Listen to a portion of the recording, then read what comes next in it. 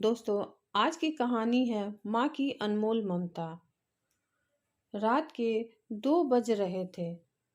Phone की ring बजती है। 26 साल का आनंद नींद से जाग बड़ा खुश होकर फोन को रिसीव करता है। खुश इसलिए होता है क्योंकि उसकी नई नई गर्लफ्रेंड बिना टाइम देखे कभी भी उसको फोन कर देती है। फोन की दूसरी तरफ से आवाज आती है, जन्मदिन मुबारक हो बेटा। आज मेरा बेटा पूरे 26 साल का हो गया है। मैं बहुत खुश हूँ। माँ की आवाज सुनते ही आनंद के चेहरे के एक्सप्रेशन बदल जाते हैं। वो गुस्से में बोलता है, माँ, तुझे समझ नहीं आता क्या? इतनी सी बात के लिए मेरी नींद खराब कर दी। यह बात तो तू मुझे सुबह भी बोल सकती थी। इतना कहकर वह फोन काट देता। थोड़ी देर बाद फिर से फोन की रिंग बजती है। आनंद फिर से फोन उठाता है और इस बार फोन पर पापा होते हैं। आनंद इस बार आराम से बात करता है। थैंक यू पापा, आपने मुझे बर्थडे विश करने के लिए फ़ोन किया, और वो भी इतनी रात को। पापा कहते हैं, नहीं बेटा, मैंने तुम्हें मुबारकबाद देने के लिए नहीं, बल्कि ये बताने के लिए फ़ोन किया है कि तुम्हारी माँ बिल्कुल पागल है। वो इतनी पागल है कि पिछले 1 महीने से मुझे हर दिन तेरा बर्थडे याद दिलाते आ रही है।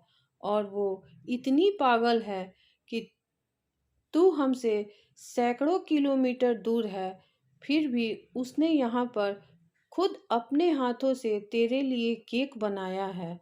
ऊपर से ये जिद कर बैठी है कि जब तक तुझे विश नहीं कर देती, तब तक ना तो खुद खाना खाएगी, ना मुझे खाने देगी। आनंद सब ध्यान से सुन रहा था और उसे यह महसूस हो रहा था कि उसने अपनी माँ को फॉर ग्रांटेड ले लिया था। वो बोला, नहीं पापा, माँ बिल्कुल पागल नहीं है। पापा कहते हैं, नहीं बेटा, तू अपनी माँ के पागलपन को नहीं जानता है। मैं जानता हूँ। वह तो 26 साल पहले ही पागल हो गई थी, जब डॉक्टर ने उसे कहा था, या तो हम बच्चे को बचा सकते हैं या आपको।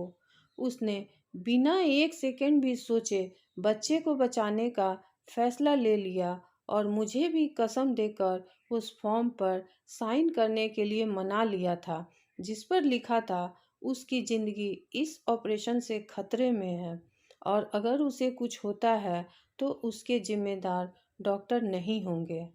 अब तू ही बता, बिना तुझे देखे जो औरत तेरे लिए मरने को तैयार हो जाए, उसे हम पागल नहीं कहेंगे तो क्या कहेंगे? इतना कहकर पापा ने भी फोन रख दिया। आनंद ने भी अब यह महसूस किया था कि वह जो कर रहा था वह भूल नहीं, गुनाह था।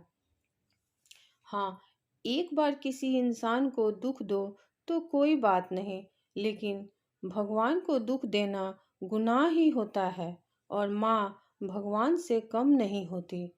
पश्चाताप के आंसू उसकी आंखों से बह निकले। सवेरा होते ही आनंद अपने घर की ओर रवाना हो गया, अपने माँ बाप से माफ़ी मांगने के लिए। घर पहुंचते ही उसने पहले माँ से माफ़ी मांगी, जिसने उसे गले से लगा लिया। फिर वह अपने पापा से माफ़ी मांगने लगा। पापा ने कहा, कोई बात नहीं बेटा, जा तू वापस चला जा।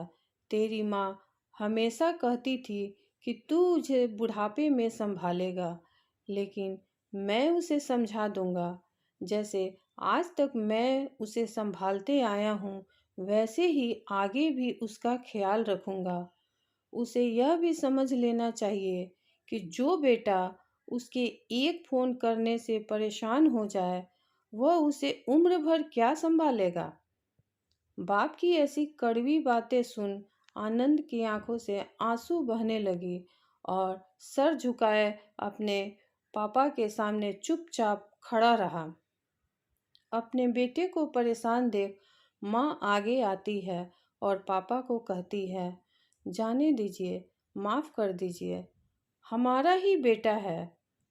माँ की ममता का कोई मोल ना तो लगा पाया और ना ही कोई लगा पाएगा।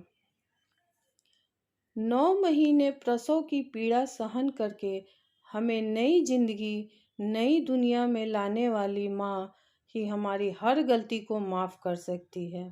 दोस्तों, आज की ये वीडियो उम्मीद है आप सभी को अच्छी लगी होगी। अगर अच्छी लगी हो तो प्लीज़ एक लाइक और चैनल को सब्सक्राइब ज़रूर कीजिएगा। धन्यवाद।